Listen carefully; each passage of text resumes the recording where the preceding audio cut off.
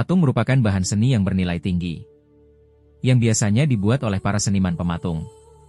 Namun apa jadinya kalau hasil karya manusia ini menjadi sesembahan untuk para manusia yang seharusnya mereka menyembah Allah Subhanahu wa Ta'ala sebagai zat yang menciptakan segala sesuatunya yang ada di muka bumi ini. Jadi di video kali ini yang akan kita ceritakan adalah sejarah berhala pertama yang dibuat oleh manusia. Sebelum kita bercerita, Assalamualaikum warahmatullahi wabarakatuh. Selamat datang di channel Aris Panji. Terima kasih telah sedikit meluangkan untuk bersolawat Nabi. Semoga setiap video yang kami bagikan bisa menjadi pelajaran agar tahu pentingnya pengetahuan.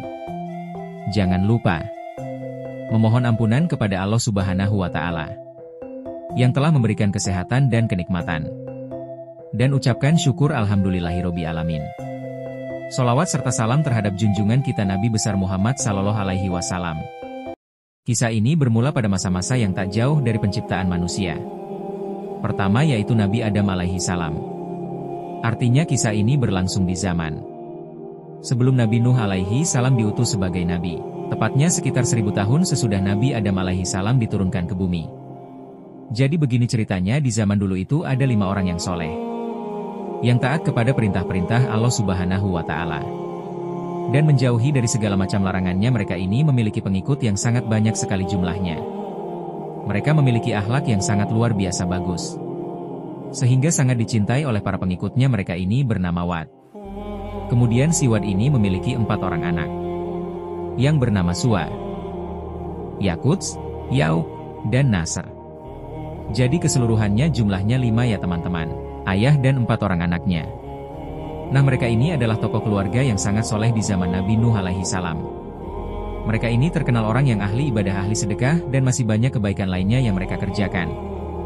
Pengaruh mereka ini sangat luar biasa di kalangan kaum-kaum ketika di zaman itu. Kemudian Allah Subhanahu wa Ta'ala mentakdirkan mereka satu persatu wafat. Yang pertama ada Wad ini wafat. Kemudian diteruskan estafet dakwahnya kepada anaknya yang tertua bernama Suwa. Tak lama dari itu Suwa pun wafat dan diteruskan ke adiknya Yaquts. Kemudian Yaquts juga wafat dan dakwahnya diteruskan oleh Ya'uq. Dan akhirnya Ya'uq pun wafat, terakhir diteruskan dakwahnya oleh Nasr. Hingga pada suatu hari Nasr pun wafat. Sehingga habislah keturunan orang-orang soleh yang sangat dicintai orang-orang di kala itu. Lantas yang membuat banyak orang bersedih akan kepergian keluarga ini. Hingga suatu hari kaum yang ditinggalkan ini membuat 5 buah patung dari masing-masing tokoh keluarga soleh tersebut yang mereka cintai ini.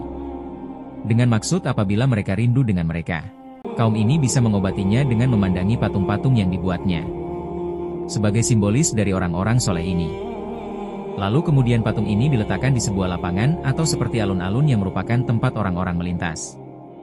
Jadi semua orang bisa dengan mudah melihat kelima patung itu ketika melintasi lapangan tersebut. Nah awalnya mereka tidak ada yang salah mengenai patung ini karena setiap orang yang melintas dan melihat kelima patung ini, mereka akan terkenang tentang kebaikan dan kesolehan kelima orang ini, sehingga membuat hasrat untuk beribadah mereka menjadi bertambah. Tentunya ini merupakan sugesti yang baik ya teman-teman. Sobat Aris Panji yang dimuliakan Allah Subhanahu wa Ta'ala. Setelah generasi kaum ini berakhir dan muncullah generasi baru penerusnya, yaitu generasi kedua. Jadi ceritanya di sini akan ada 3 generasi yang membuat patung ini menjadi disembah. Kita kembali sebentar. Jadi dari zaman Nabi Adam alaihi salam hingga ke zaman itu tidak ada satupun kaum yang musyrik. Semuanya menyembah Allah Subhanahu wa Ta'ala. Hanya saja memang ada beberapa perbuatan yang berdosa. Namun itu bukan dosa musyrik atau menyembah selain Allah Subhanahu wa Ta'ala. Kita lanjutkan ceritanya di generasi kedua ini. Generasi kedua ini adalah anak dari kaum generasi pembuat patung di generasi pertama tadi. Jadi ketika itu ada iblis yang menyerupai manusia dan berkata kepada kaum ini, "Buat apa kalian capek-capek datang ke tempat ini untuk memandangi 5 patung ini?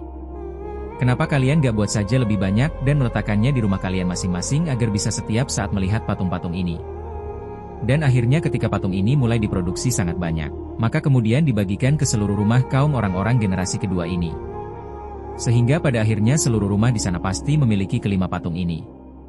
Tatkala memasuki generasi kaum ketiga atau bisa dibilang generasi kaum ketiga ini, adalah kaum dari cucu pembuat patung. Nah di generasi ini, iblis berkata lagi kepada kaum generasi ketiga ini, dengan menyerupai sebagai manusia. Jadi iblis berkata, saya adalah orang yang hidup di zaman bapak dan kakek kalian, yang membuat patung-patung ini. Tahukah kalian kenapa dibuat begitu banyak patung-patung di sini? Sesungguhnya bapak dan kakek kalian membuat patung ini untuk mendekatkan diri kepada Allah Subhanahu wa Ta'ala. Sedekat mungkin kepada Allah Subhanahu wa Ta'ala melalui patung ini. Hingga pada akhirnya kaum ini mulai menyembah kelima patung ini, dan ini menjadi awal mula dosa musyrik itu. Dan terjadi pertama kali di muka bumi. Seperti yang kita ketahui, awalnya manusia menjadikan patung 5 orang soleh ini menjadi berhala sesembahan. Kemudian berkembang lagi, ada yang menyembah matahari, bulan, api, dan masih banyak lainnya. Hingga sampai pada masa kita sekarang ini bentuk berhala pun bermacam-macam. Sekarang ada orang yang menyembah uang, menyembah pemimpin, dan makin banyak beragam bentuk dari berhala-berhala yang diciptakan dari tangan manusia. Karena sesungguhnya teman-teman, sebenarnya yang kita sembah adalah Allah Subhanahu wa Ta'ala.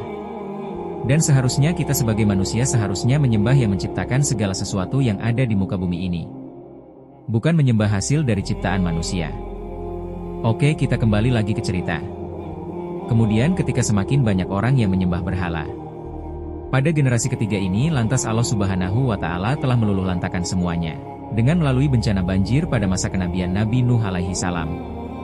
Sehingga tak satu pun dari mereka yang berhasil hidup selepas bencana itu terjadi, kecuali Nabi Nuh alaihi salam dan keluarganya dan beberapa pengikut setianya di dalam sebuah kapal Nabi Nuh alaihi salam.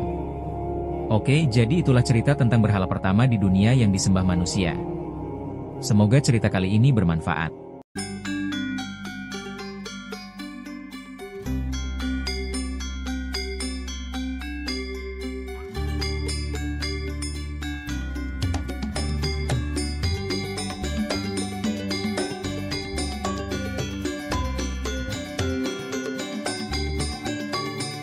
Lebih dan kurangnya mohon dimaafkan, yang benar datangnya dari Allah Subhanahu wa Ta'ala. Hilaf atau keliru itu datangnya dari saya pribadi sebagai manusia biasa. Sampai ketemu di kisah-kisah seru yang penuh makna selanjutnya. Saya akhiri, wassalamualaikum warahmatullahi wabarakatuh.